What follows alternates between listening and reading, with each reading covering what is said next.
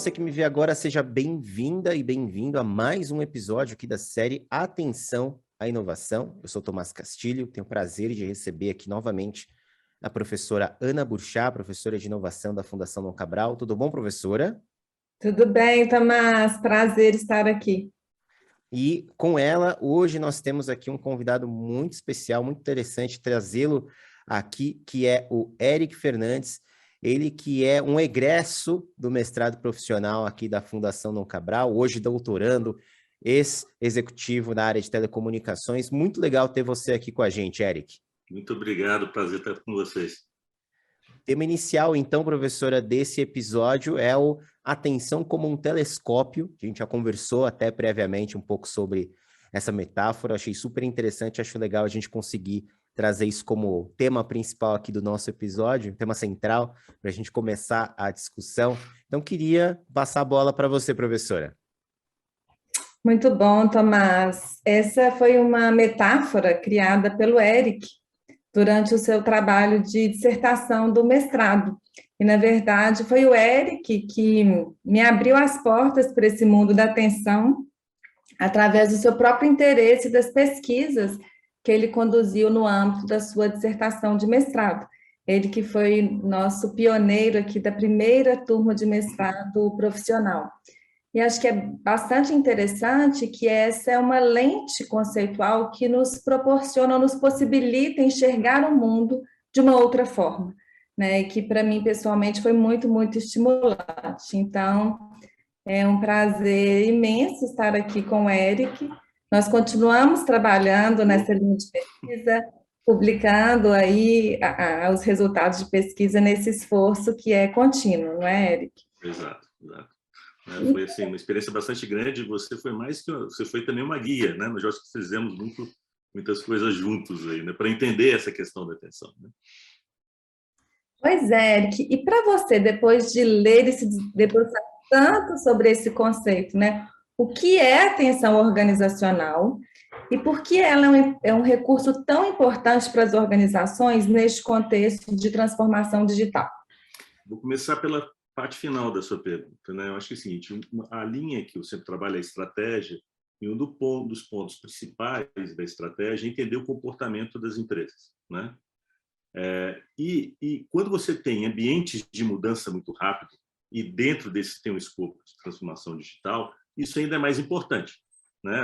E um dos itens dentro desse escopo é aonde as empresas focam os seus esforços, os seus recursos, né? Ou, se você quiser, onde eles colocam a atenção, né?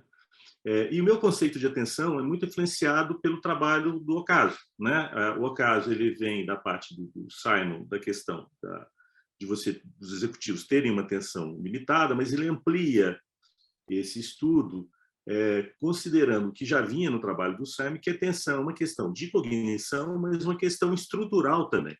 Ou seja, a estrutura influencia essa atenção, né? Então, para mim, a questão da atenção é uma questão do processo que leva à priorização, né? E que tem várias estruturas que influenciam e são, às vezes, influenciadas por essa atenção, né? Então, desde um processo que começa desde o que a empresa nota, né, até o que ela prioriza. E como essas estruturas funcionam para drenar esse esforço da organização para determinados pontos e, do outro lado, abandonar e até, às vezes, não reconhecer, né, outras questões que poderiam ser bastante importantes, que, às vezes, são subestimadas ou não são vistas, né, e que podem afetar a questão da perenidade e da capacidade de adaptação e da capacidade de desenvolvimento de competências diante da competição, consequentemente afetando a perenidade dessa empresa.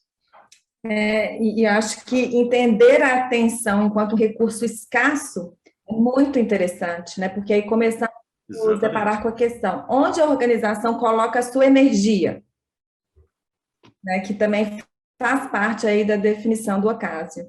Exatamente, né? A atenção, por definição, você não consegue ter uma atenção plena, até porque isso custaria extremamente caro. Então, você tem a atenção, uma atenção limitada, né? E, por ser limitada, ela é escassa. E, sendo escassa, você tem que saber muito bem onde coloca esse recurso. Porque, se você centra esse recurso em determinadas oportunidades ou ameaças, você pode ser a diferença de qual que vai ser a sua vantagem competitiva, né, que você tem diante naquele cenário que você está competindo. Então, é um recurso que se tem que ter muito cuidado, né, e ter a consciência que ele é limitado, né, que eu acho que, às vezes, muitas vezes a gente tem aquela sensação que das verdades que são perenes, né, e aí você descarta outras possibilidades, outras alternativas. E isso pode ser, em alguns casos, muito danoso para a empresa. Sim, sem dúvida. E você estudou esse conceito de atenção no contexto das escolas de idiomas no Brasil.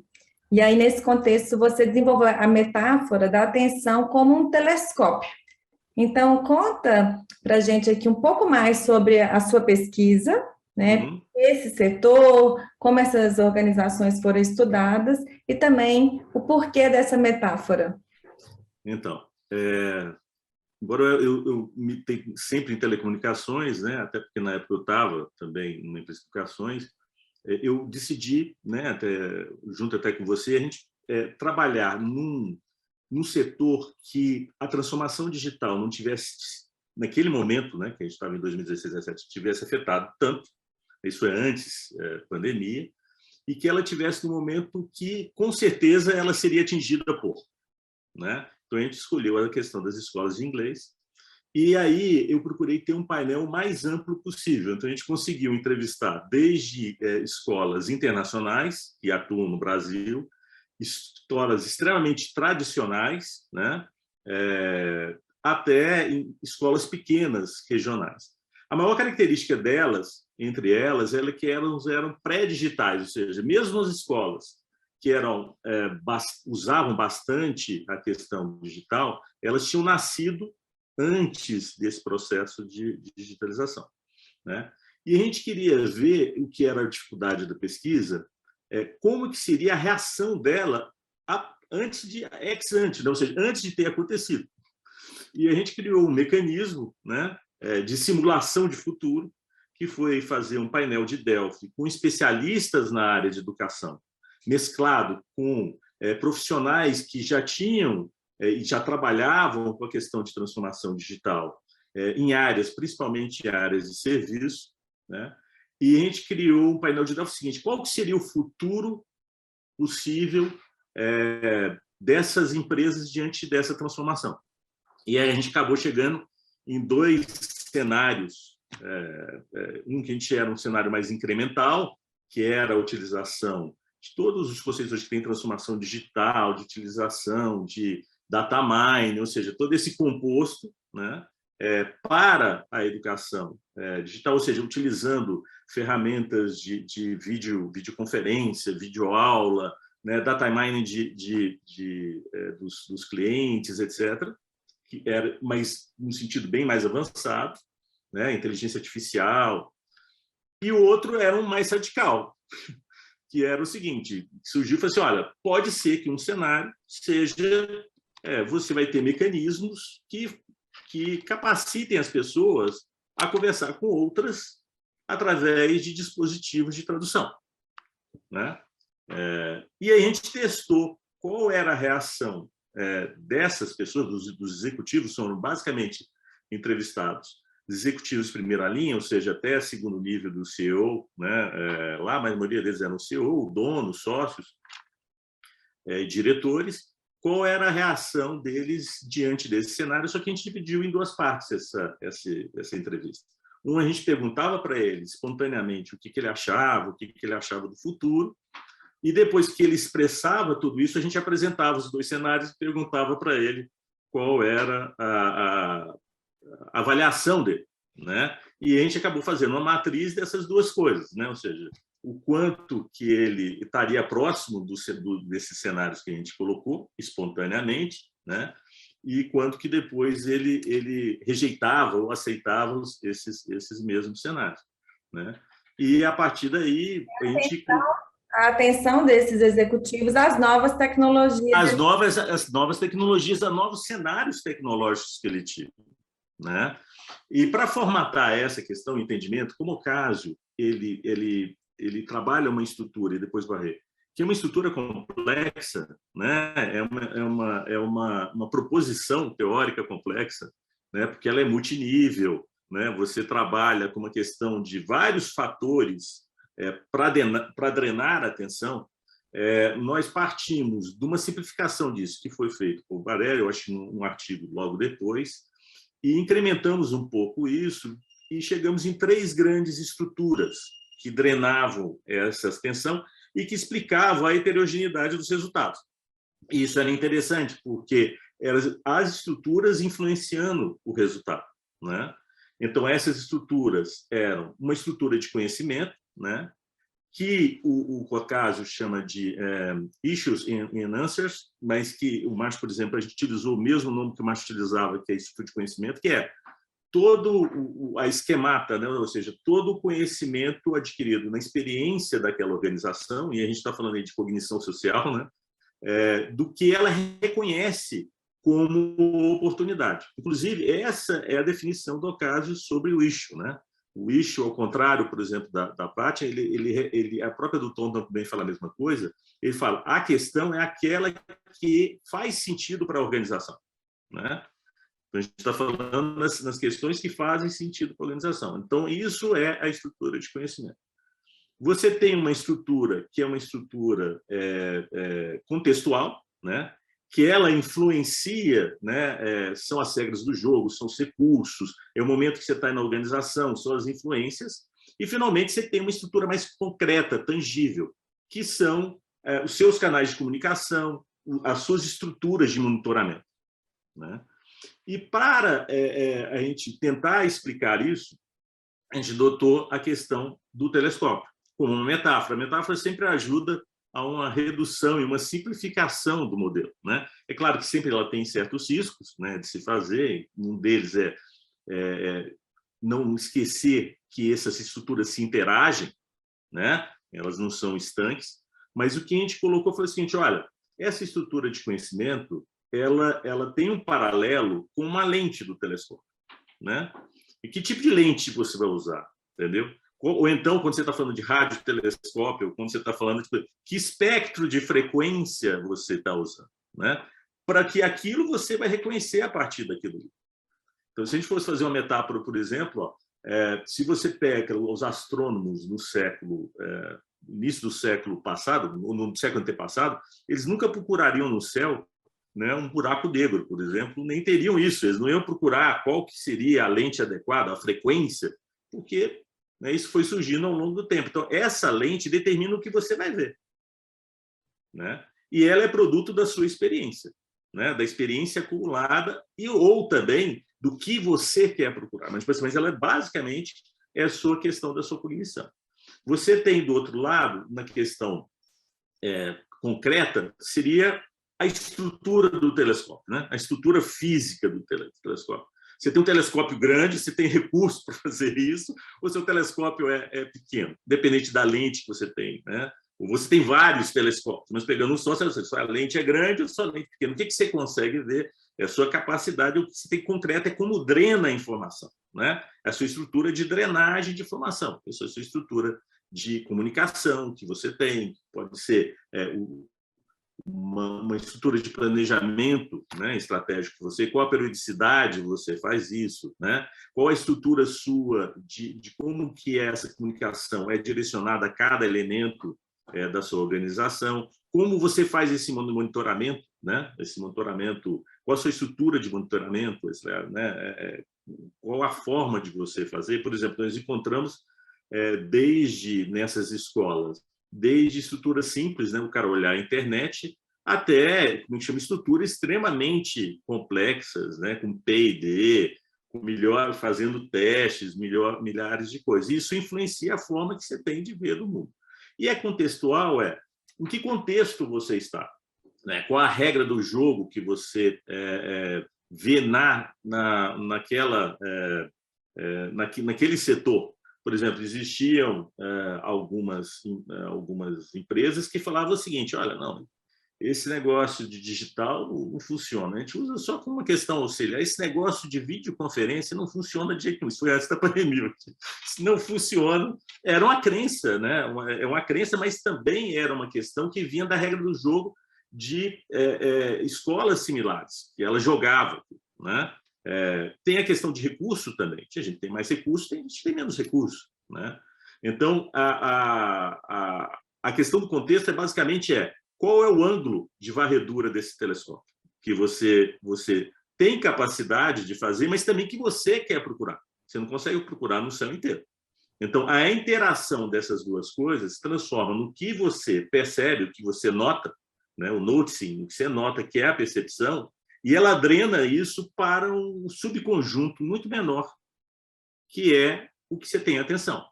Então, na verdade, você tem um mar, né? Um universo de oportunidades e ameaças que você nota um conjunto dessas, você tem sua capacidade de notar um conjunto daquilo, dependendo do quê? Da sua lente, ou seja, da sua estrutura de conhecimento, do poder do seu telescópio, da sua estrutura concreta, e de como e do que você contextualmente acha que deve ser a sua varredura, o tempo que você vai gastar. E essa drenagem leva a um conjunto de, aí sim, de oportunidades e ameaças que você coloca recurso, coloca atenção, que é o resultado da atenção, né? Isso falando numa frase, o caso fala o seguinte: a atenção, né, é exatamente todo o processo de percepção, né, de entendimento, codificação e priorização, né? Ou seja, o resultado é a priorização de determinados elementos. E aí nós fizemos a análise dessas escolas a partir dessas estruturas, né? E do resultado, primeiro vendo o resultado heterogêneo que elas tinham, porque elas tinham resultados bastante heterogêneos, e se essa heterogeneidade tinha a ver com essas estruturas, né? E você encontrava diferenças muito correlatas com as estruturas, né? Então, por exemplo, você às vezes pegava empresas, vamos falar das empresas que têm mais capacidade, porque as outras às vezes eram muito limitadas por questão de recursos, mas vamos falar depois delas também. E elas, tipo assim, elas observavam, elas tinham recurso, mas por essas questões contextuais, principalmente porque todas elas tinham uma estrutura concreta mais pesada, né? Mas elas tinham lentes e contextos diferentes. Então, elas se posicionavam no sentido da chegada dessa digitalização, o horizonte de chegada, de uma maneira mais intensa, né? Ou menos intensa. E para as que tinham menos recursos, né? Aí talvez ficasse mais ainda. Se você via gente que era... Não, isso aqui, a frase interior, no interior não entra esse negócio. E, de repente, uma empresa no interior, o cara falando assim, não, porque eu já estou vendo outras formas de utilizar um assessor digital de voz, eu estou vendo o que está acontecendo e tal. Então, ele tinha uma visão e tinha um processo, ao contrário da outra, de mapeamento de mercado. Ele tinha uma estrutura diferente da outra. Então, a partir das diferenças dessas estruturas, nós mapeamos os tipos de escolas e agregamos elas em grupos. Então, foi basicamente esse o escopo, e se mostrou que a heterogeneidade, e um indicativo muito grande, que a heterogeneidade estava muito ligada a como essas estruturas funcionavam, né? Essas 3 estruturas funcionavam, né? E foi isso basicamente a base do trabalho. Eu acho essa metáfora bastante potente, porque ela nos lembra que a atenção determina como que uma organização olha para fora, como ela olha para o seu mercado, como ela olha para o seu contexto, como ela olha para o seu cliente, né? E esse telescópio, ele pode ser maior ou menor, ele pode escanear de uma forma mais ou menos eficiente o meio ambiente, e no fundo também ele faz uma seleção, porque mais do que prestar atenção a novas tecnologias, eu preciso fazer com que isso seja um foco de uma estratégia sustentável e consistente. E que, na minha visão, Eric, é o maior desafio da transformação digital, porque são muitas as novas tecnologias emergentes, são muitas as possibilidades, há muita incerteza, E aí vem a questão, onde eu vou colocar a minha atenção, em quais dessas tecnologias eu vou fazer a minha aposta, e ela não pode ser uma aposta necessariamente de um tiro curto, né? Eu preciso fazer com que essa atenção seja sustentada, né? Não é apenas ser a primeira organização a perceber uma nova tecnologia, mas eu preciso, de fato, investir de uma forma contínua e, portanto, fazer algumas apostas, né? E esse me parece o maior desafio, assim. Que é duplo, é uma raridade de duplos recursos, né? Tipo assim, você tem a raridade da sua atenção, né, que você falou, qual o espectro do que eu vou colocar, e às vezes o que você falou, uma visão de curto prazo vai limitar aonde você vai fazer essa varredura, em que você está monitorando, né, em que você está mais ativamente pensando, né? Então, para você ter uma questão sustentável, provavelmente sempre você vai ter que trabalhar alguma coisa, não só no curto prazo, você vai ter de fazer essa varredura maior.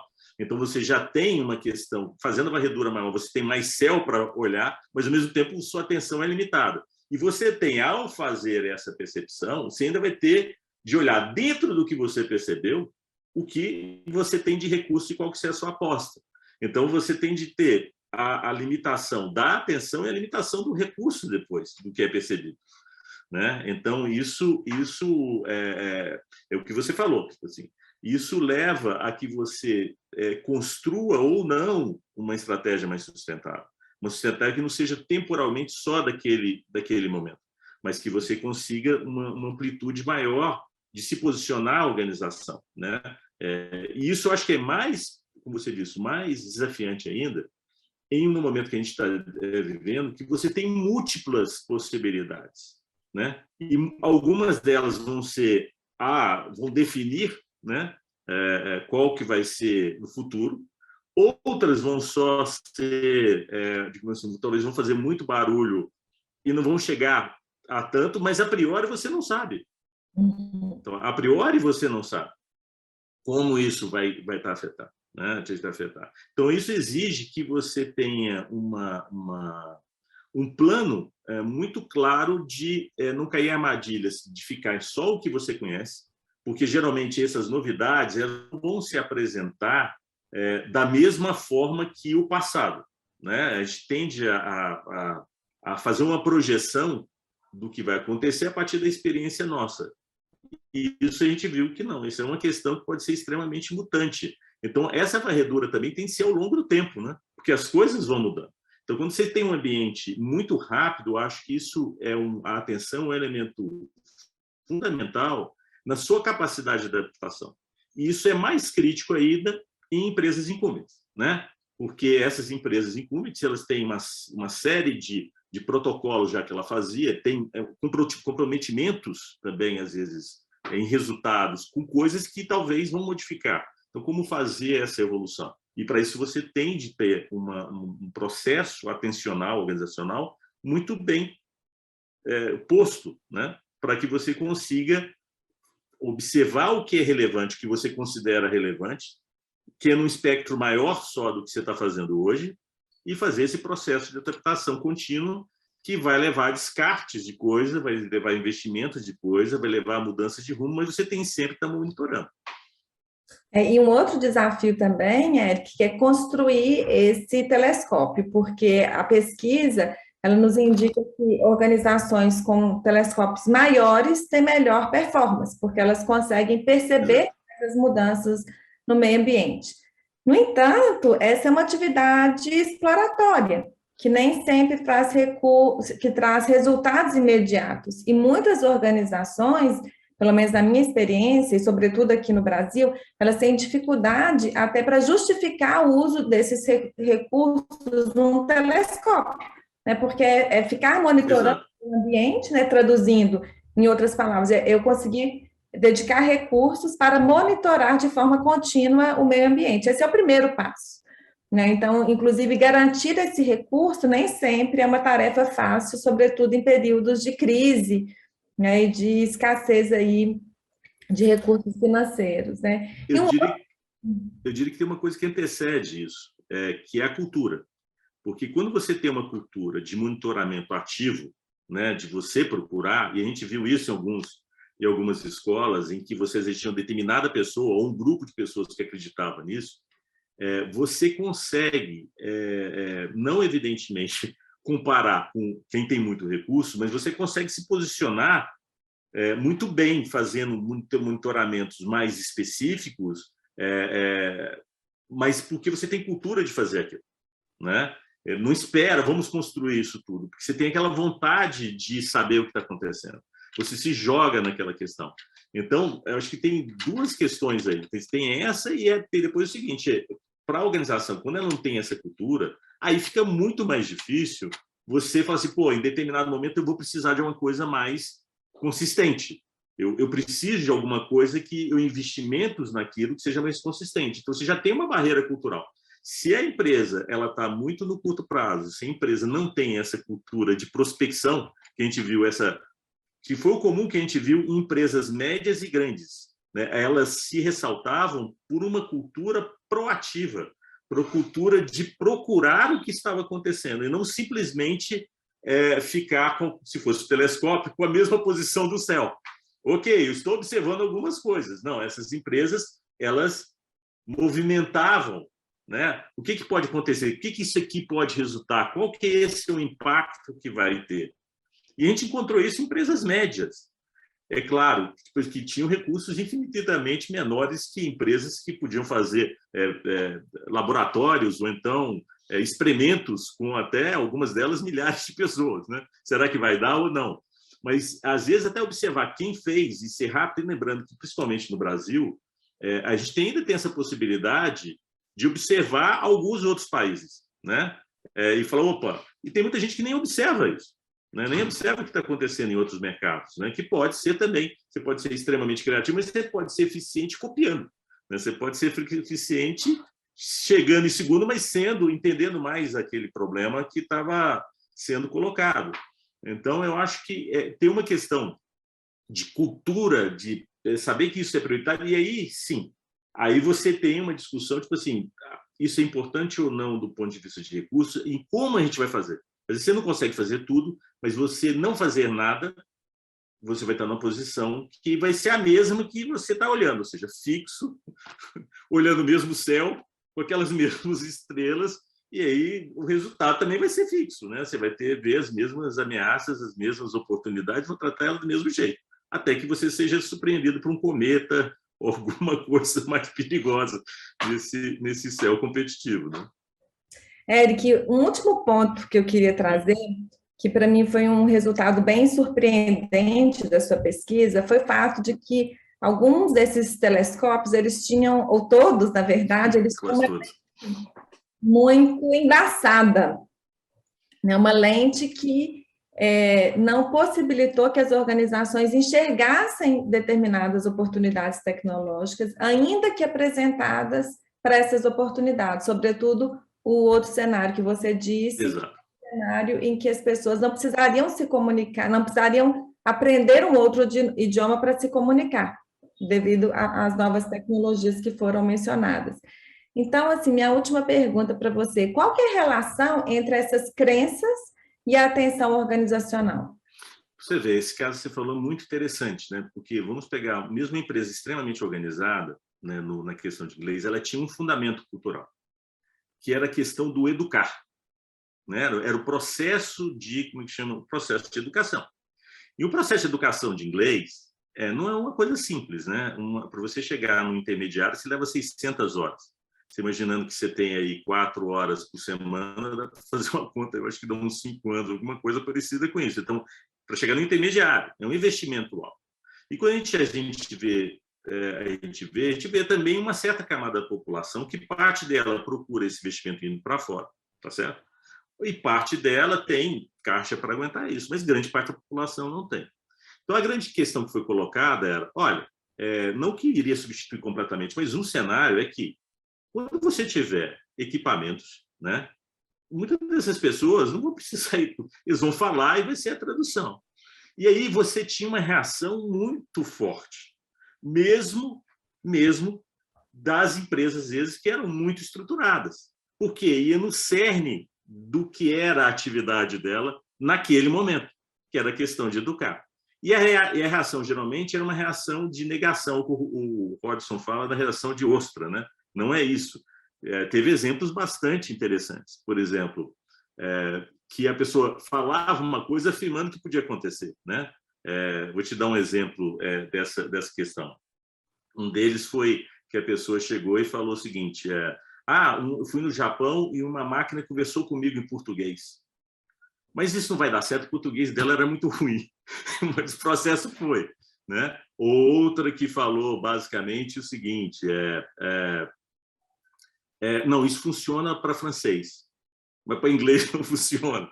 Então, existe uma barreira cultural que trava a atenção. Quando você está trabalhando no cerne, hoje, porque essa coisa modifica, do que a sua empresa trabalha. Se aquilo acontecesse, a grande estrutura, que era de educação, parte dela tinha de ser repensada para outro tipo de cliente que iria trabalhar uma questão híbrida, talvez. Tá certo? Uma coisa mais soft, etc. É a crença de que as pessoas precisam aprender outros idiomas para se desenvolver e que precisam fazer isso através de interação humana. Exato. É fundamental até da razão de ser. A questão é a razão de ser, né? A razão de viver das empresas que modificam ao longo do tempo. Quantas empresas e negócios modificaram a forma delas trabalhar, né? Na sua essência, né? E ampliaram. Mas essa ampliação, eu acho que ela é a mais problemática de você ver. Quando você foge, você tem que fazer, eu tenho de mudar a forma que eu penso. Ou então eu vou virar nicho, né? Eu vou fazer aquele tipo. Quando começam a aparecer outras formas, que não é aquela forma que você estava acostumado ou que você julgava que era a forma de se fazer as coisas. Então, aí você via uma reação muito forte. Dependia muito só, por exemplo, todos os entrevistados, um só que pensava que pelo jeito dele ser, o jeito dele que negavam isso. Não, isso não dá, porque você não está educando. Né? A questão não era isso, você não está educando. Então, por você não educar, e isso é um problema, né? Porque essas tecnologias começam geralmente simples e depois elas vão evoluindo. Né? E com a inteligência artificial elas podem incorporar 1000 coisas, então elas vão ficando viáveis. Mas essa negação faz que você perca tempo. Essa é outra questão da atenção. Em movimentos muito rápidos, né, se você não tem essa amplitude, você pode perder tempo. Né? Se você pega, por exemplo, um outro cara que trabalhou isso, que é o Tice, dentro daquela parte das capacidades dinâmicas, uma das capacidades é o sensing, que detona as outras. Então, se você não consegue perceber com a ameaça, perceber quais são as oportunidades, você não vai movimentar. Mas seus competidores podem se movimentar. Né? Seja os tradicionais ou outros que estejam entrando. Então, essa questão da atenção é muito importante também para essa questão do início do tempo de reação. Né? E tem um tempo também, eu acredito que seja um tempo igual ao outro, você tem que falar assim, pô, é isso mesmo, deve doer. Né? Aí até chegar no momento que você fala assim, não, eu tenho de ter alguma mudança. Então, quanto mais cedo você começar, mais rápido você passa por esse processo. Né? Muito bom, Eric. Tomás, você arrisca uma síntese aqui do nosso telescópio? Olha, eu não quero que você deixe isso em minhas mãos, porque essa série ela já está mostrando, na verdade, que quando a gente relaciona atenção e inovação, e uma coisa que eu vi nesse episódio que eu achei super interessante, que é justamente essa capacidade que a gente tem de fazer de transfigurar, né, o conceito da inovação para metáforas como essa, assim, que nos ajudam até a conseguir, de alguma maneira, mapear o processo de inovação dentro das nossas áreas, sejam elas quais forem, né? Então, para mim, eu acho que isso fica mais de lição nesse momento, assim, no sentido de que existe a possibilidade da gente conseguir construir esse nosso processo inovativo, mas pensando especificamente em certas figuras que nos auxiliam até a entender em que ponto que a gente está nesse processo como um todo. Isso mesmo, Tomás, muito bom.